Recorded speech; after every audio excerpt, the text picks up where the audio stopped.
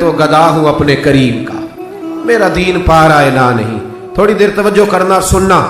وفاداری جو ہوتی ہے نا تھوڑی دیر کی، دیکھو نا حضرت بلال نے وفا کی تھی. یہاں کیا حال کرتے ہیں ہم لوگ کارکنوں کا. میں اکثر یہ روتا ہوں. میں کہتا ہوں جب تک تو پیر صاحب کے آستانے پہ جھاڑو دیتا ہے تب تک تو وہ بڑا وفادار مرید ہوتا ہے. اگر اس پہ قرضے چڑھ جائیں تو پیر صاحب کہتے ہیں اس کا ذاتی معاملہ ہے. جب تک وہ اپنے ہاتھوں سے سیاستدان کے اشتہار لگا رہا ہوتا ہے تب تک وہ کارکن ہوتا ہے، کارکن. اور جب وہ کہیں الجھ جائے تو کہتے ہیں میں اس کے ذاتی معاملے میں نہیں. یہ ذاتی معاملہ کیا ہوتا ہے؟ جب تیرے اشتہار لگا رہا تھا سیاستدان کے تب ذاتی معاملہ نہیں تھا. جب کسی کو ضرورت پڑ گئی تو اب معاملہ ذاتی ہو گیا. پیار کرنا پڑے، کچھ دینا پڑے تو پھر بھاگ گئے، بفر گئے. اور لوگوں کے پاس جب دولت آتی ہے تو رنگ ہی بدل جاتے ہیں. جب اقتدار ملتا ہے تو انداز ہی بدل جاتے ہیں. جب اتوار کچھ اور ہوتے ہیں تو لوگوں کے طریقے بدل جاتے ہیں. اس لیے کہ رشتہ ضرورت کا بنا لیا ہم نے. سیدنا بلال نے بڑی مار کھائی تھی. کوئی بتائے حضرت بلال کو گورنری کا لالچ تھا؟ حضرت بلال حبشی کو کیا لالچ؟ بڑی مار کھائی. اور یارو بڑی ساری کھائی. ایک تو وہ مار ہے نا جو عبداللہ بن جدان مارتا تھا، امیہ بن خلف مارتا تھا، ایک تو وہ ہے. اور حضرت بلال جب دروازہ رسول پہ آئے تو بخاری مسلم میں موجود ہے، حضرت بلال نبی پاک کے مہمان آتے تھے تو خود قرضہ اٹھا کے لاتے تھے. اور ایک وقت ایسا بھی آیا کہ قرضے اتنے زیادہ آ گئے تھے کہ یہودی نے کہا کہ بلال تو نے بڑے سارے پیسے قرض لیے ہوئے ہیں، تو اگر اب تو نے پیسے نہ دیے تو میں تمہیں پھر سے باندھ دوں گا. حالانکہ وہ سارے نبی کریم کے مہمانوں کے لیے قرضے لیے تھے، حضور کے ذاتی کام کیے ساری زندگی ذاتی. یارو یہ جو لوگ ہوتے ہیں یہ بڑے شاندار ہوتے ہیں، ان کو کوئی لالچ نہیں ہوتا. جن لوگوں نے اس محفل کے اشتہار لگائے ہیں ان کی تو اشتہار پہ فوٹو نہیں لگی ہوئی. لنگر کھلا رہے ہیں ان بیچاروں نے. تو وہ ایک نقیب محفل ملتان میں نا ایک دفعہ پیار چلتا ہے نا دوستوں سے، مجھے غصہ بڑا کم آتا ہے تو کبھی آ جائے تو وہ چلو آ بھی جاتا ہے. اب یہ بھی مسئلہ ہے. وہ بار بار کہہ رہے تھے لوگوں سے تسی ہاتھ نہیں چک دے، تسی بڑے بے ذوق ہو، تسی میں یاد رہو گے. میں کیا چپ کر جا، تو کوئی نظر نیاز لینی، یہ سارے مفت آئے نہیں، یہ زیادہ قیمتی ہیں، یہ فری آئے ہیں. بڑی مہربانی، اللہ آپ کو جزا. سنیں میرے بھائی، یہ دیکھیں نا جن لوگوں نے جو درخواست لے کے گیا تھا تھانے جلسے کی اجازت کی، اس کا تو نام ہی نہیں چھپا. لیکن یہ لوگ بڑے قیمتی ہوتے ہیں. ہم کرتے یہ ہیں کہ ان کو نا ہم ضائع کر دیتے ہیں. چاہیے اب ہماری مسجد میں جب محفل میلاد ہوتی ہے تو جس نے 1.5 لاکھ دیا نا وہ اسٹیج پہ بیٹھا ہے، اور جس نے سارا سال مسجد میں جھاڑو دیا اس کو میلاد والے دن کسی نے پوچھا ہی نہیں. حالانکہ اس بندے کی صدارت میں جلسہ ہونا چاہیے تھا جو روزانہ مسجد میں جھاڑو دیتا ہے. اس کی صدارت ہونی چاہیے تھی تاکہ پتہ چلے کہ رسول اللہ کے غلام میلاد کے موسم میں غریبوں کو عزت عطا کرتے ہیں. لیکن ہم نکل جاتے ہیں، ہمارا ماحول نہیں، مزاج نہیں. حضرت بلال نے نوکری کی، سارا دن نبی کریم کے کام کرتے، سارا دن. تھوڑا سا ٹائم بچ جاتا نا، کہتے حضور کوئی حکم تو نہیں؟ ملا رومی نے لکھا ہے کوئی حکم تو نہیں؟ حضور فرماتے نہیں، سارے کام ہو گئے. حضور میں تھوڑی دیر کے لیے جاؤں؟ جائیں. 1 دن بھی، 2 دن بھی، 3 دن بھی. حضرت انس بن مالک کہتے ایک دن میں نے پوچھ لیا، میں نے کہا حضور یہ بلال چھٹی لے کے جاتے کہاں ہیں؟ شادی تو کی کوئی نہیں تھی ابھی، گھر تو تھا نہیں، تو یہ جو آ کے کہتے ہیں کوئی کام تو نہیں میں جاؤں؟ تو محبوب نے فرمایا جب یہ مجھ سے پوچھ کے جاتا ہے نا کوئی کام تو نہیں جاؤں، تو پھر سیدھا سیدہ فاطمہ کے گھر جاتا ہے. تھوڑی دیر بیٹھے تھی، اللہ آپ کو جزا تشریف رکھے. یہ سیدہ فاطمہ کے گھر جائیں گے، اب یہ وہاں جھاڑو دیں گے. اب بیٹھے تھی، اللہ آپ کو برکت دے، جزائے خیر، تشریف رکھے. اللہ تعالیٰ آپ کو برکات دے، پیچھوں کے لیے مسئلہ بنتا ہے، تشریف رکھے. اب یہ نا سیدہ فاطمہ کی چکی پیسیں گے. یعنی کوئی ٹائم بچ جاتا تو وہاں کتنی نوکری کی حضرت بلال نے، کتنی ڈیوٹی کی کہ نہیں کی. لیکن کسی عہدے کے لالچ کے لیے، کسی منصب کے لیے، کسی فوٹو کے لیے، کسی صدارت کے لیے.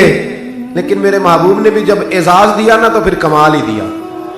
پڑھیے ترمذی شریف. حضور آئے نا معراج سے واپس، میں جلسے سے دیر سے جاتا ہوں نا تو میری ایک بیٹی ہے، وہ جب میں نکلنے لگتا ہوں کہتی ہے آج دیر سے آئے تو دروازہ نہیں کھولنا.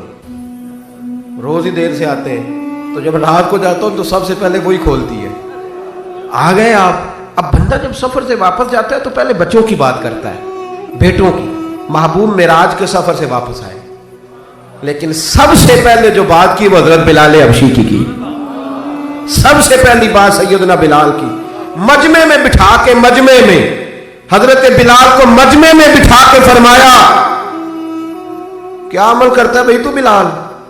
عرض کی حضور کیا ہوا؟ فرمایا بتا کیا کرتے ہو، کون سا عمل ہے جو زیادہ کرتے ہو؟ کہا حضور حکم کریں۔ تو محبوب فرمانے لگے جب میں جنت میں گیا ہوں نا معراج کی رات، تو میں نے وہاں تیرے قدموں کی آواز سنی ہے۔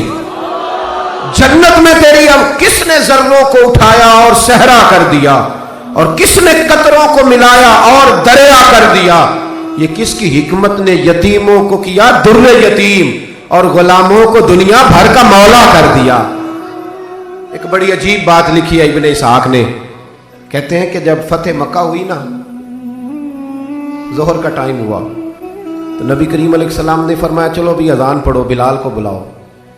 تو جو ہے میری بات پر سنیں اور یاد رکھیں، حضور نے فرمایا بلال کو بلاؤ، اذان پڑھے۔ تو ایک شخص نے حضور کے کان میں مشورہ دیا کہ یا رسول اللہ صلی اللہ علیہ وسلم، کافر تو پہلے ہی سارے جل گئے، مر گئے، فتح مکہ ہے، تو کچھ لوگ حضرت بلال کے بڑے دشمن ہیں، تو یا رسول اللہ صلی اللہ علیہ وسلم بلال یہ ہمیشہ پڑھتا ہے، وہی پڑھیں گے، تو آج نہ کسی اور کی ڈیوٹی نہ لگائیں اذان پڑھنے کی، فتح مکہ کا موقع ہے، چلو کوئی اور پڑھ دے۔ یہ روٹین میں جب پروگرام ہوتے ہیں تو تب تو مقررہ امام بھی نہیں نا جماعت کراتا، چلے کوئی بزرگ آئے ہیں وہ کرا دیں، آج موقع ہے، بری بھی بات کوئی نہیں۔